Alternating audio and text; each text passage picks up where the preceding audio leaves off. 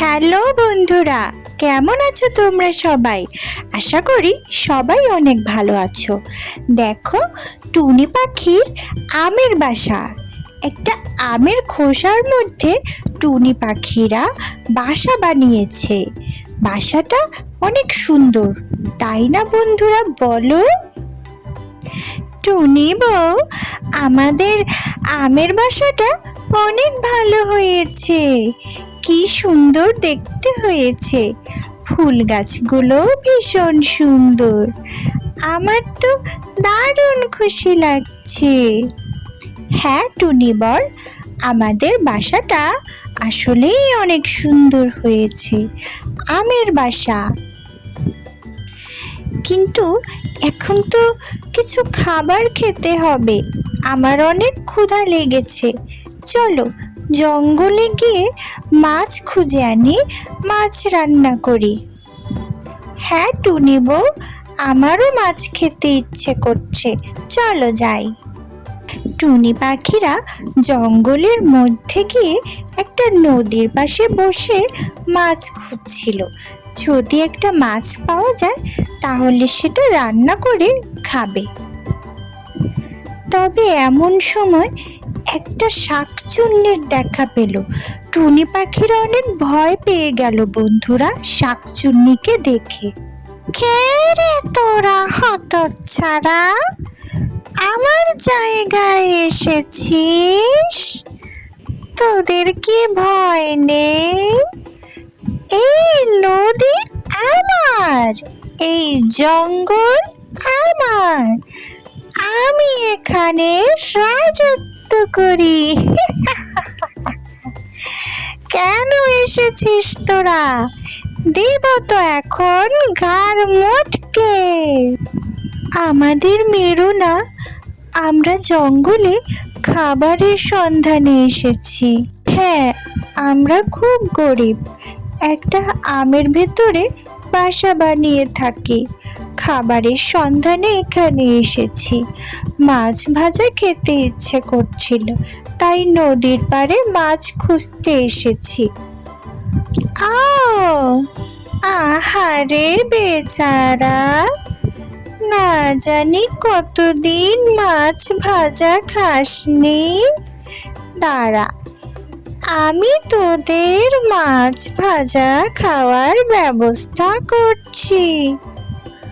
এই হলো জাদুর মাছ, তোদের দুজনকে দুটো করে জাদুর মাছ দিব। এই মাছ দুটো বাড়িতে নিয়ে গেলে তোদের আর কোনো দুঃখ কষ্ট থাকবে না। ম্যাজিক মাছ। চলো টুনি বউ, মাছ দুটো নিয়ে বাড়িতে যাই। কি সুন্দর বড় দুটো মাছ, একদম লাল টকটকে ম্যাজিক মাছ। শাকচুন্নি চলে যাওয়ার পরে টুনি বউ আর টুনি বর মাছ দুটো নিয়ে বাড়ির উদ্দেশ্যে রওনা দিল। এত বড় একটা মাছ টুনি বউ নিয়ে উঠতে পারছিল না, আর টুনি বর আগে আগে মাছটাকে নিয়ে উড়ে বাড়ির উদ্দেশ্যে গেল। বাড়িতে গিয়ে টুনি বর কি দেখলো জানো বন্ধুরা? টুনি বর যখন ম্যাজিক মাছটাকে কাটতে যাবে, ঠিক তখন সে দেখতে পেল মাছটা স্বর্ণের মাছে পরিণত হয়েছে। এ কি, এ যে স্বর্ণের মাছ! মাছটা কিভাবে স্বর্ণের মাছ হয়ে গেল? এই জন্যই শাকচুন্নি বলেছিল যে এই মাছটা একটা ম্যাজিক মাছ, তাই এটা মাটিতে রাখতেই স্বর্ণের মাছে পরিণত হলো। এক্ষুনি টুনিকে ফোন করে সব বলছি। হ্যালো টুনি, শুনতে পাচ্ছ?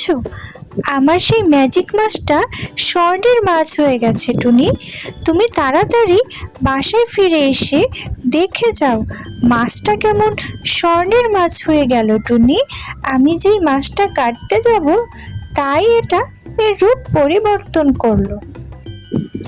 টুনি বরের ফোন পেয়ে টুনি পাখি দ্রুত বাসায় ফিরে যাওয়ার চেষ্টা করলো, কিন্তু ভারী মাছটি নিয়ে টুনির উঠতে খুবই কষ্ট হচ্ছিল।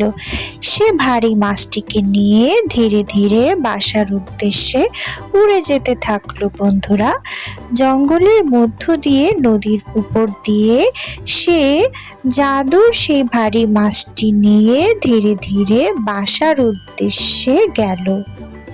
বাসায় ফিরে গিয়ে টুনি বউ ম্যাজিক মাছটিকে দেখে অবাক হয়ে গেল। সে চিন্তাই করতে পারেনি মাছটি স্বর্ণের মাছে পরিণত হবে।